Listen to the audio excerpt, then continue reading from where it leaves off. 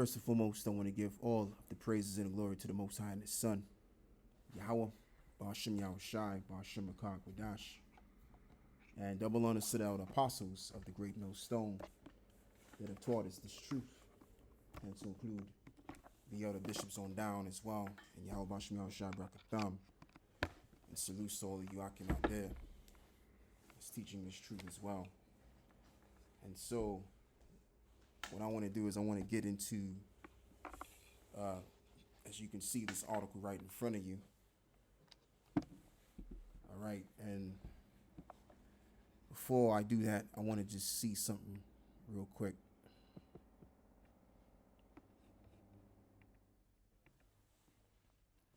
Yeah, so let's get started. As this reads, new TikTok CEO censoring Israel critics isn't enough. U.S. hate speech laws and jail time coming soon. Key point, coming soon.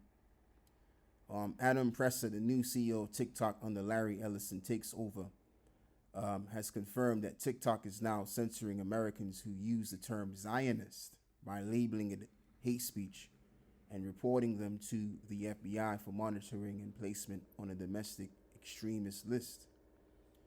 Meanwhile, Israel's first politician, including Senator Ted Cruz and Representative Randy Fine, are drafting hate speech laws as we speak and threatening to send critics of Israel to prisons for 5 years. So, you see, it's hitting close to home, and that's the reason why they're coming with hate speech laws, and now so that it can be a crime to speak up against the Jays. And really, when I say it hits home, people are separating the Jays from the ones that are actually doing this justices around the world. And this is what people are bringing out nowadays. And so again, that's why it's coming close to home. And this is the reason, as well as they want to present these laws to Congress. And if Congress can pass these laws, they can then turn it into what? A hate crime when you speak up against disease. Jeremiah 49 and verse 10. But I have made Esau bare, and I have uncovered his secret places, and he shall not be able to hide himself, and his seed is spoiled, and his brethren and his neighbor, and he is not. And the point is that they're incapable of hiding themselves now. See, they used to be able to hide themselves, and with hiding themselves, and not only hiding themselves, but distracting all of us put together, whether it be through racial situations, what have you, or whether it be mainstream media, all in conjunction to distract us so that they can continue on doing the shit that they've been doing. And now people are actually paying close attention to who's really causing all of this melee on the earth. All right. So Esau is being made bare. So let's look up this word bare from the Hebrew word chasap, which means to strip off, lay bare, make bare, draw out. So each and every time people speak of these people, they're being made bare. They're being stripped down, and should I say more effectively, the curtains are being stripped, and now the men there are behind the curtains, which have been pulling the strings of their politicians and just making the world a crappy place to live, are now being exposed. That's why the scripture says here in the book of Job, the 20th chapter, surely he shall not feel quietness in his belly, and he shall not save of that which he desires. Exactly. So this one world system that they're formulating isn't going smoothly at all, because while they're moving us towards the new world order, guess what? People are beginning to wake up. And the more people wake up is the more voices are heard online. And people now have a voice now due to social media that they want to censor. And that's why they want to censor you to a point of you being arrested. And I've actually spoken about this just coming from camp. Some hours ago I spoke about this. How you had a journalist and a political guy in America, which happens to be a Moabite. He had his account suspended, and this individual, this journalist within Europe, had his bank account also suspended, if my memory serves me correctly. So, listen, man, stuff is going out to declare that your freedom of speech is about to be disannulled, because what's being had right now is that the wicked that have always been behind the curtains is now coming to the light and being revealed on the Urim and the Thummim, and people were beginning to what, talk more and more about what they see about these people. So it's about time, and this proves that the devil's time is up. So now that you got these devils being exposed, what can these devils really do? What is their purpose on the earth? Their purpose on the earth is to deceive you. So how can the devil deceive you if they're being made bare? They can't deceive you no more. Now this job is done. All right? Their job is done. Excuse me. All right? So now, what I want to do is I want to play some stuff on the X and show you what I'm talking about as to why they want to incriminate people that's speaking about the J's, and as well as to include the Z's. This is the reason why. And as a matter of fact, you got those tiny tops over there in Israel. The Israelis over there, they're even speaking about the Z's. That's how bad it's gotten, and that's why they want to incriminate people. So anyway, let's play this. I am brave enough to say that I will never support the state of Israel or give them another dime of my money, and here's why. Because the people of Palestine, Muslim, Christian, and even Jewish people, they've lived on that land for generations. They're not invaders. They're not terrorists. They're farmers, teachers, families, human beings. Many of those people that are living in Gaza today, they live there because their ancestors were forcibly removed from their homes in 1948 during what Palestinians called the Nakba, or catastrophe. Over 750,000 people were ethnically cleansed to make way for the newly declared state of Israel. Let's talk about what made that possible, shall we? It's called Zionism. Zionism is not actually about Jewish identity at all. It's a political movement, and it started in the late 1800s, and it is hiding behind Jewish identity. Hiding behind it. They're literally pretending to be Jewish. Zionism called for a Jewish homeland, not in Europe where Jews were being persecuted, but in Palestine where Jews were a small minority. It was backed by Britain and later the US. Zionist leaders who used all the sympathy after the Holocaust, they used that to justify taking land that already belonged to millions of Palestinians. They called it a land without a people for a people without a land. But that was a lie because there were tons of people there. So why Gaza? Why did they target Gaza? Well, it's inconvenient. Gaza is just 25 miles long, but it was home to over 2 million people. Half of them are children. It's one of the most densely populated places on Earth. The state of Israel claims that it left Gaza in 2005, but they still control the borders, the airspace, the water, food, electricity, and the gas. And that just goes to show you how wicked they really are.